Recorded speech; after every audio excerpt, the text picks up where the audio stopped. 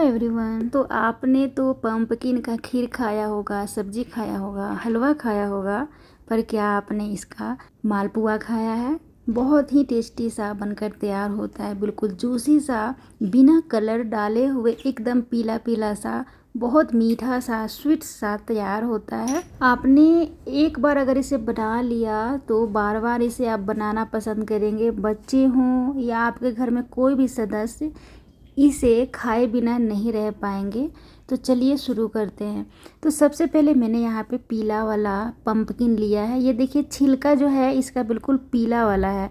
तो आपको भी इसे बनाने के लिए इसका जो छिलका पीला वाला होता है वही लेना है। ये दो तरह का होता है, एक हरा छिलका होता है और एक पीला छिलका होता है।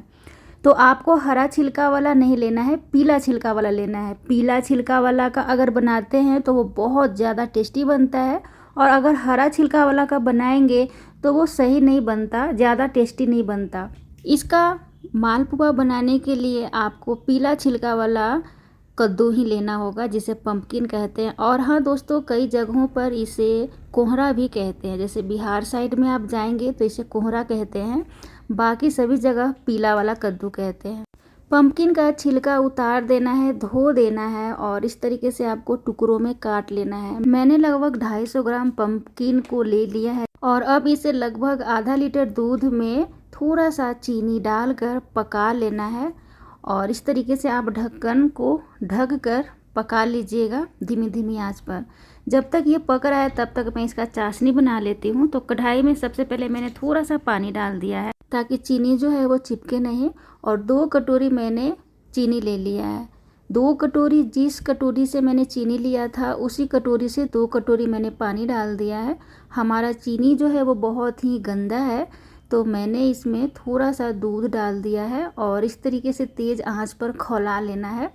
जब आप दूध डालते हैं तो चीनी जो है, चाशनी हमारा बिल्कुल ही साफ़ हो जाता है, गंदगी सारा हट जाता है। और इस तरीके से सारा गंदगी निकाल लीजिएगा। ऊपर का जो गंदगी है ना, उसे करछी से निकाल लीजिएगा। दूध ज़रूर डालिएगा अगर आपका चीनी में गंदगी है तो। खौल रहा है, इसी में मैंने डाल दिया है इलायची पाउडर आधा चम्मच। जब अच्छी तरीके से चीनी मेल्ट हो जाए तब आपको इस तरीके से देखना है। अब ये चाशनी बनकर तैयार है। थोड़ा थोड़ा ये चिपचिपा हो गया है और थोड़ा थोड़ा एक तार भी निकल रहा है। एक तार वाली चाशनी आपको बना लेना है और बन जाने के बाद इसे अलग रख दीजिएगा। यहाँ हमारा पंपकिन जो है वो भी दूध में काफ़ी बढ़िया से पक गया है। तो गैस को मैंने ऑफ़ कर दिया है। थोड़ा सा हल्का ठंडा हो जाए तभी से मिक्सी जार में रखेंगे और बहुत ही बारीक सा पेस्ट लम्स फ्री बना लेंगे। तो देखिए बहुत ही अच्छा सा पेस्ट ये बनकर तैयार हो गया है, और ये पेस्ट इतना स्वादिष्ट होता है कि आप इस टाइम पूरी के साथ खा सकते हैं। इसी पेस्ट को लेकर बच्चों को दूध के साथ पीने के लिए दे सकते हैं, बहुत ज़्यादा टेस्टी होता है। जैसे आप आम रस खाते हैं उस तरीके से अगर आप इसे यूज करते हैं पूरी के साथ, बहुत ज़्यादा टेस्टी लगता है। चलिए, मैंने इस पेस्ट को एक पॉट में निकाल दिया है। 2 चम्मच मैंने मेल्ट करके घी डाल दिया है और 2 चम्मच मैंने सूजी डाल दिया है और थोड़ा सा दूध डालकर काफ़ी बढ़िया से मिक्स करेंगे। जब इसमें थोड़ा सा घी डालते हैं 1 से 2 चम्मच हल्का मेल्ट करके, तो ये क्रिस्पी सा बनकर तैयार होता है और बहुत ही अंदर से टेस्टी बनकर तैयार होता है। काफ़ी बढ़िया से मैंने इसे मिक्स कर दिया है। अब इसमें थोड़ा थोड़ा करते हुए गेहूं का आटा डालेंगे। दोस्तों, आप गेहूं के आटे की जगह पे मैदा डाल सकते हैं या फिर रागी का आटा, कोई भी आटा आप डाल सकते हैं, पर मैं गेहूं के आटा में बना रही हूँ, मैदे में नहीं बना रही हूँ, ताकि ये हेल्दी वे में बने। और थोड़ा थोड़ा करते हुए आपको गेहूं का आटा इस तरीके से मिक्स कर देना है। इसमें एक भी गुठलियाँ नहीं पड़नी चाहिए, बिल्कुल लम्स फ्री आपको करना है। तो जिस कटोरी से हमने चीनी को लिया था उसी कटोरी से मैंने 1 कटोरी गेहूं का आटा लिया है। काफ़ी बढ़िया से इसे मिक्स किया है।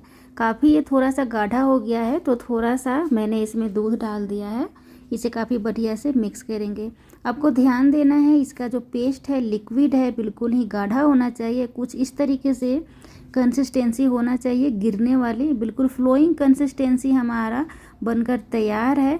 तो चलिए इस तरीके से तो हमारा पेस्ट तैयार हो गया है। अगर आपको लगे कि ज़्यादा पतला हो गया है तो आप इसमें थोड़ा और आटा मिक्स कर दीजिएगा।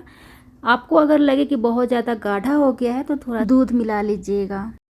आधे घंटे के लिए इसे ढककर छोड़ देंगे ताकि सूजी जो है वो काफ़ी बढ़िया से एब्जॉर्ब हो जाए। चलिए आधे घंटे हो गए हैं और देखिए ये पेस्ट बिल्कुल ही बढ़िया सा बनकर तैयार हो गया है, गाढ़ा सा। अब इसमें दूध मिक्स करने की आवश्यकता है नहीं। अब थोड़ा सा लिक्विड लेंगे, तेल में इस तरीके से तल कर देख लेंगे।